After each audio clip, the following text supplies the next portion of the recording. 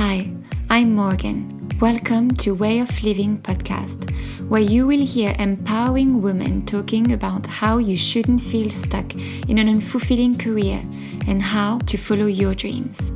Life is short, live it to the fullest, and I hope you will feel inspired by their stories. Do you think launching a business during the COVID-19 pandemic is either crazy or impossible, or even both? Well, I found a few courageous women who did just that, and Carly Latterman is one of them. After spending 10 years in a company she loved, but not using her degree in textiles, specialized in knitting actually, and being pregnant with her first child, Carly resigned before her maternity leave was even finished. What she didn't plan was that the whole world was going to shut down because of coronavirus. In this episode, we talk about plans. We actually had to refocus on the subject. And we also talk about how she used the lockdown as an advantage to create and how Knttd, a business, is doing after 2 months. Hi, Carly. How are you? Hi, I'm good. Thank you. You? Great. It's nice to chat with you. Welcome to the podcast. Thank you for having me. So at the beginning, I always ask my interviewees to introduce themselves. So I'd like to know who is Carly and what you do. So I'm Carly. I'm from South East London, and I set up a business a couple of months ago, and I make plant hangers and plant pots for all those plant addicts out there like myself. Like me too. I'm looking for new plot hangers actually, because I bought this pearl, I don't know how you call this, but pearl plants. It's like a plant that falls into like little pearls.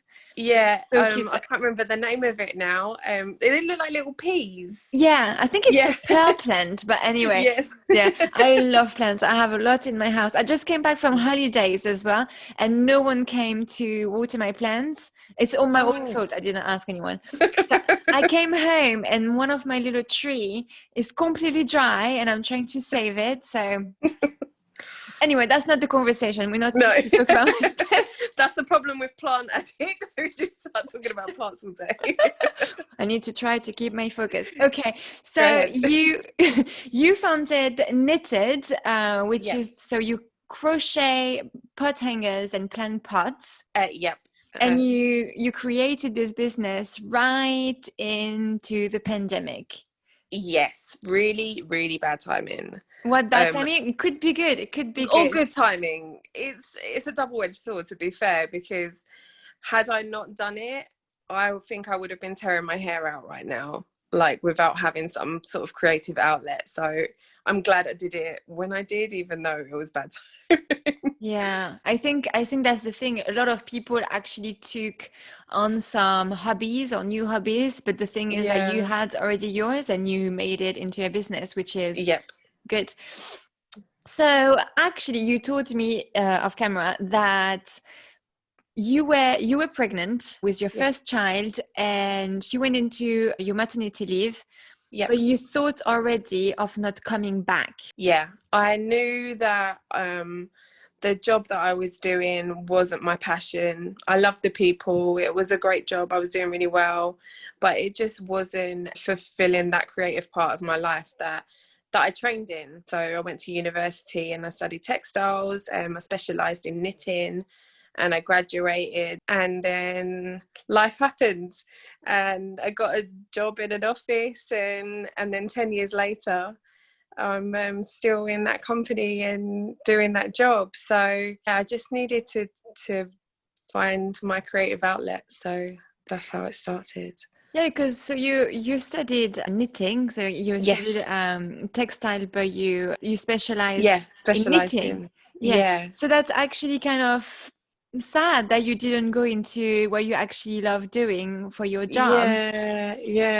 How did you think, once you're pregnant? Because I know a lot of women out there, once we become parents or when we're pregnant, we think so differently about our lives. So what made you think, okay, I'm going to quit my job, not come back from my maternity leave and actually do something I am passionate about? Yeah, I think it was also to do with the flexibility as well, of being my own boss.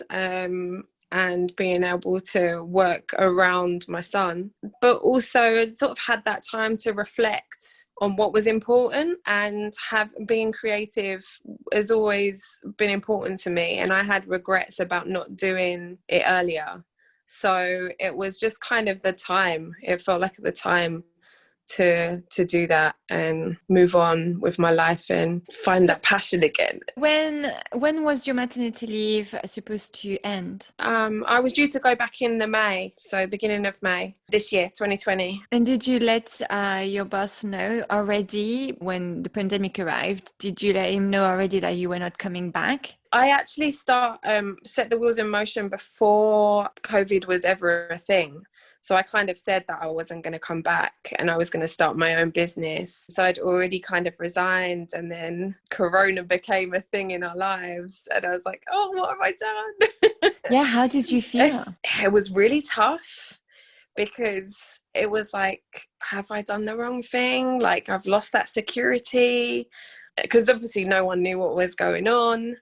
So yeah, it was really tough because I just kind of always had that structure, and then all of a sudden I'm like, oh, I'm doing this on my own, and everybody's going crazy, and are people actually going to buy, because everyone was worried about their money. And yeah, it was a tough time starting out. Did you still, like, it's a personal question so you don't have to answer, but did you still receive your maternity allowance? I was already out of that because I was lucky enough to take off a long time.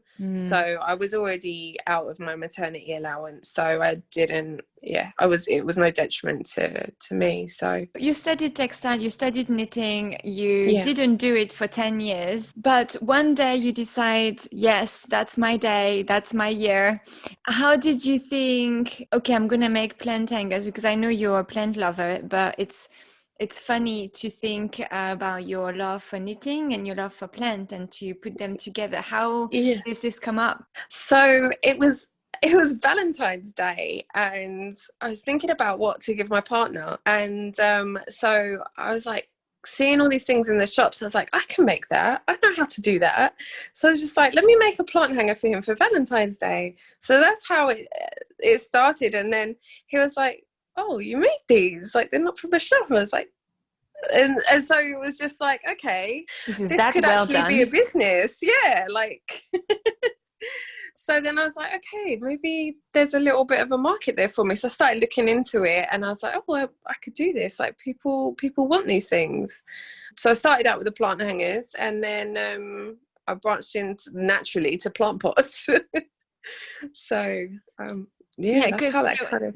There was this whole thing as well, it's still a thing, like this crochet, macrame kind of like, like that was the big thing last year or even a couple of years ago, because I know that I was like making stuff on my house. Actually behind me, I made like something. I was just looking at that. But yeah, so that was a thing, like it's been a thing for like a couple of years, I think. So you saw this on Instagram, you saw this, how did you think, oh, okay, actually there is a market for it? Well, it's one of those things you start seeing when you start looking at plants and you start seeing all these ads, and then you start following people, and I was like, this naturally just occurs. There's a big plant community on Instagram and Facebook, and I was like that. I didn't really know that it existed. I just love plants and just ended up with them all over the house. So yeah, I kind of found that sort of community, and it's like, okay, there is a market for this. Let me explore it. So when you offered this beautiful plant hanger to your partner and you thought, oh, maybe I could create a business out of this, how long did it take from making this creation to actually starting? I started the business officially sort of in the April. I launched beginning of April. So it took only like a couple of months. Yeah, I just literally just went with it. So you didn't do any business plan, you didn't do any like market research, you just went no, I just went, I just did it. That's absolutely amazing. I just did it. It's probably not the right way to do it, but I just did it. I just started up an Etsy store, got some branded together, a logo and stuff, and just started. So let's talk about like having logos and Do you have any background in this? Like, what is your background after graduating, and like, what was your job, for example? So I worked in HR. It was mainly like a IT HR role. So I'm pretty okay around the computer. My partner works in design.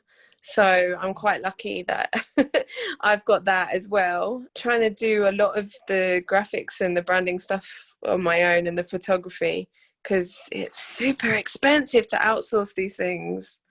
Yeah, Super expensive. so you're trying to wear every hat, because obviously you're the one creating everything. Yeah. Do you create per orders? Like, do people ask you for something particular, or do In the you just... beginning, they did. I found that quite stressful, Mm. because I kind of was like, would get an order and then I'm like, oh my God, I've got to make it right now. And I got to post it tomorrow.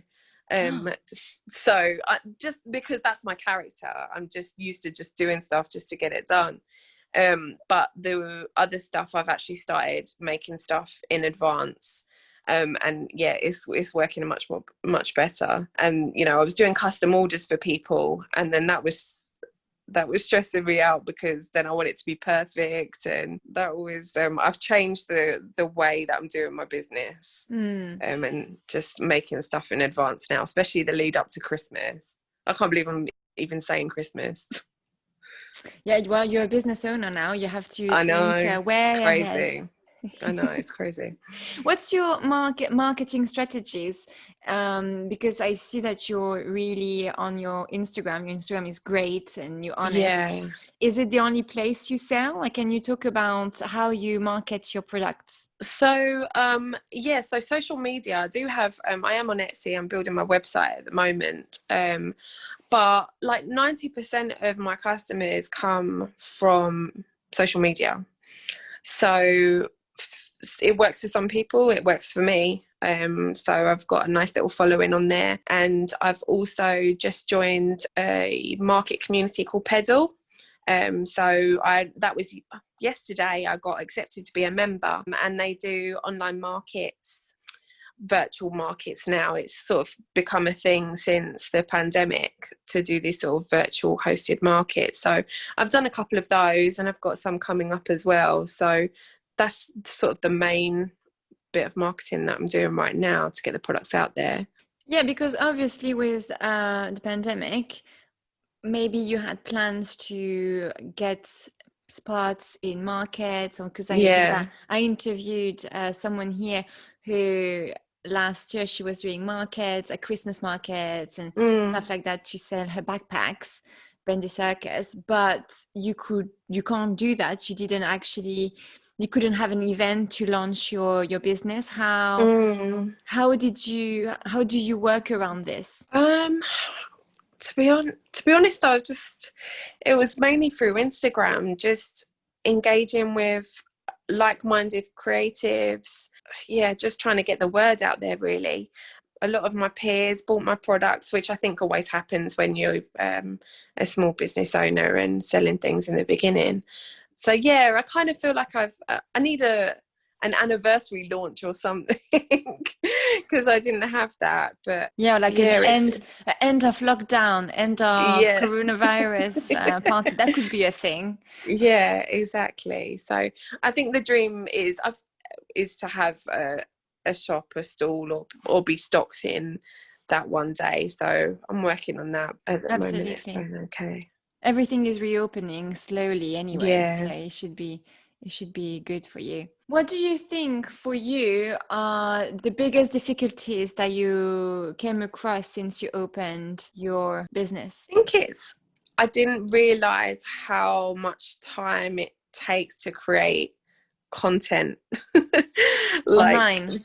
yeah, Yeah. like today's a prime example. Like, I made something at lunchtime, like a video, and then Instagram, like, it crashed, and it was just like, I've just spent 45 minutes and now I've got to redo it all. It's just one of those, yeah, I don't think I really anticipated like the amount of stuff that you've got to do and how much you have to put yourself out there as well. I've always been quite private. Like, obviously not with my friends, but like, I don't put things out really publicly. I never really showed my little boy that much on Instagram, and I'm still a little bit wary about it now. Yeah, I But think then, I had this conversation with a family member a few days ago because I was saying that I found it difficult for me to put myself out there, which is kind of funny because um, I make videos and I make podcasts, but showing my face, like I did today, I made like a little video on Instagram saying, "Hey, give me some reviews." And I actually created that video so many times before I was like, stop, it's not going to be perfect. No one cares how you look, how your hair is falling. And my family member was telling me that it needs to be this way. People will criticize you anyway, and you should just put yourself out there, and there is no other way. No one on Instagram is successful by hiding. It's just it's not possible. But then I think because you're quite new at this social media world, I think you're gonna find your ways and find like little tricks to not have Instagram crash and have like some other software to do this for you. And otherwise you would just like bang your head against the walls. But it takes a lot of time and it takes a lot of courage. But I think you have this already, the courage. You just launched your business. I'm getting there. It's just, it's just daunting when you've just not used to doing these sorts of things. And just sat behind a desk, like behind a phone, not talking to anyone face to face, really. And then you've got to like you don't have to, but it feels like to be successful, you have to share who you are for people to buy from you. Yeah. Because they're buying from you. So especially on Instagram, it's like a whole community. So you're doing something completely new. Before you were working in IT, and so it's just changing your whole life. I always ask a question about success and how, because I feel like success is such a broad word and it means so many different things to different people. Obviously, I'm not going to ask you if you feel successful for like your business Knttd, which is only like a couple of months old. But what are your views on success, and how do you see your success in the future? Well, every day I have little successes, I guess, because, I text my mum earlier. I was like, oh my God, I got onto another market. And it was one that I really wanted to be on. So that, for me, those little wins right now is a great achievement and a real success for me. If I think about success in the future, I think it's that this is my continued lifestyle, that this business will support me and the family, that I am happy doing it and I don't feel like it's work. I think that is what my idea of my successful business will be, that it will be profitable and I will be happy, still happy doing it every day. Where do you see your business in like next year? For its first birthday, where do you wish to see your business? So I would definitely want to be stocked in, I don't know, some sort of trendy Shoreditch home store, or even, I mean, I wouldn't have my own shop by then, maybe that's in 5 years time, but just like for someone to be like, oh, that's one of those pots, oh yeah, I've got one of those too, like just to have a little bit more of like brand awareness. And you could do like pop-up shops as well. Yeah, that's a good idea.